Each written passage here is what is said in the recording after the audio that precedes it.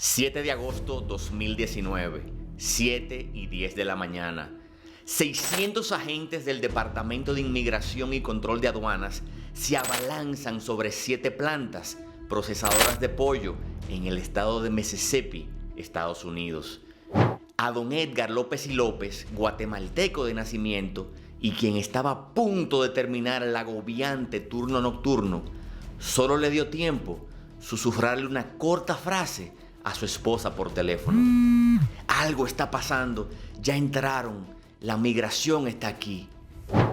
Momentos después, con las manos atadas detrás de su espalda, como si fuera un delincuente, lo subieron a un camión con decenas de hombres y mujeres, donde fue transportado a un hangar de aviones de la Guardia Nacional. Este sería el principio del fin del largo camino de don Edgar López y López. Camino que 22 años antes lo había llevado a dejar su pueblo en una pequeña aldea de Guatemala llamada Comitancillo, en el departamento de San Marcos, con la intención de perseguir el anhelado sueño americano. Desarraigado de su esposa, 3 hijos y 4 nietos, la situación de don Edgar en los Estados Unidos era complicada. 22 años antes, poco después de llegar a los Estados Unidos por primera vez, don Edgar había sido deportado en una redada muy similar a la que el destino le interponía nuevamente. La única diferencia siendo que en esta ocasión, don Edgar López y López tenía una gran familia en el país, incluyendo un hijo de 11 años, a quien amaba con locura. Pero debido a que ya había sido deportado una primera vez, el gobierno federal no lo perdonaría en esta ocasión, y después de 11 meses detenido por la migra, don Edgar regresó deportado a Guatemala en julio del 2020, con el corazón destrozado por haber sido desgarrado de su familia. En enero del 2021, 7 meses después de haber llegado a Guatemala, desesperado por reencontrarse con sus seres queridos, don Edgar decidió emprender de nuevo el difícil camino de Comitancillo a Mississippi. Pero desgraciadamente, don Edgar jamás volvería a ver a su familia. La mañana del 22 de enero, el día de su muerte, don Edgar le envió un mensaje de texto a su hija poco después de las 7 a.m. para decirle que ya estaba cerca del río Bravo, en el estado mexicano de Tamaulipas. ¿En dónde?, preguntó su hija, pero don Edgar no contestó. Aquel silencio se haría eterno cuando don Edgar fue encontrado junto a 12 guatemaltecos y 3 mexicanos asesinados en la parte de atrás de una camioneta pick-up.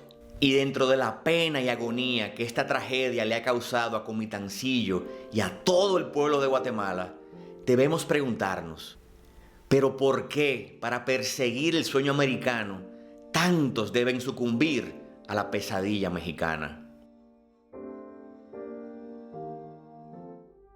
Desde el 2016, el mundo completo pareció convertirse en la tarima de un maestro de la manipulación mediática, Donald J. Trump. Y sin duda alguna, su artimaña mediática más poderosa fue la infame pared que prometió construir en la frontera sur de los Estados Unidos. Pared que nunca logró construir. Antes de asumir la presidencia estadounidense en el 2016, la frontera de 3.145 kilómetros que divide Estados Unidos y México tenía 1.052 kilómetros de barrera. Es decir, 1/3 de la frontera tenía una estructura visible que separaba ambos países. En enero del 2021, al final de la presidencia de Trump, la frontera quedó con 1.128 kilómetros de barrera, por lo que podemos concluir que Trump solo pudo sumarle a dicha frontera 76 kilómetros adicionales de pared. Esto debido al hecho que la mayoría de los fondos que Trump había separado para el proyecto Frontera fue utilizado para remodelar las estructuras que ya existían. Ahora, y esto es importante, que la pared haya sido un fracaso como proyecto no significa que Trump no logró complicarle inmensamente el camino a los inmigrantes que van en busca del sueño americano, o a personas como don Edgar que buscaban regresar a las vidas que por décadas habían construido. ¿Y cómo logró esto el expresidente Donald Trump? La estrategia de Trump fue la siguiente. Durante los 4 años de su gobierno, logró emitir cerca de 450 acciones ejecutivas, en su mayoría técnicas, que lograron desfigurar el sistema de inmigración y a su vez construir una barrera no de acero y concreto, sino de papeleo y formalidades burocráticas diseñadas para desalentar la inmigración, tanto legal como ilegal. Por ejemplo, una de las acciones implementadas por Donald Trump decía que por el simple hecho de que un inmigrante solicite un green card o una tarjeta verde, esta acción se anota como una falta contra la solicitud de este migrante. Esta ilógica regulación era parte del llamado cargo público, en la cual las autoridades estadounidenses podían revocar cualquier tipo de visa si determinaban que la persona tenía posibilidad de pedirle beneficios al gobierno estadounidense en el futuro. Otros cambios buscaron descartar categorías completas de migrantes que en el pasado habían sido elegibles para ingresar al país. Por ejemplo, el exfiscal general Jeff Sessions emitió un edicto en el 2018 que restringía severamente el asilo para las víctimas de violencia de género o de pandillas. Un edicto diseñado para minimizar el número de migrantes provenientes de América Central. Otros programas, como el llamado Remain in Mexico o Permanece en México, solicitantes de asilo no mexicanos, en su mayoría hondureños, salvadoreños y guatemaltecos, que llegaban a la frontera sur de los Estados Unidos, eran enviados a ciudades de México mientras esperaban audiencias de asilo en la Corte de Inmigración de los Estados Unidos. El programa expuso de manera totalmente innecesaria a decenas de miles de migrantes que, debido a la situación en la que llegaban a la frontera sur, se vieron obligados a vivir en campamentos en estas peligrosas ciudades de México, muchos de los cuales terminaron convirtiéndose en víctimas de grupos criminales organizados que se aprovechaban de ellos para extorsionarlos, para secuestrarlos y hasta para ingresarlos al tráfico de personas. Y para coronar su mandato, al empezar la pandemia de COVID a principios del 2020, Trump aprovechó la situación para blindar la frontera con México y eliminar por completo la entrada de migrantes, justificando sus acciones, anunciando que no quería comprometer la salud de los estadounidenses, a pesar que, como todos sabemos, el expresidente ni siquiera creía en el uso de mascarillas y solo empezó a utilizarlas largos meses después de haber empezado la pandemia. Y aunque el gobierno de Joe Biden ha empezado a desmantelar algunas de estas inhumanas iniciativas, los expertos aseguran que el nuevo gobierno le tomará años desenmarañar la estructura creada por Trump y sus funcionarios, lo que puede ocasionar que el número de inmigrantes al país permanezca deprimido por años, forzando a personas como Don Edgar a buscar medios de altísimo riesgo para ingresar de cualquier forma posible a los Estados Unidos. Pero ahora busquemos entender cuál es el problema con México.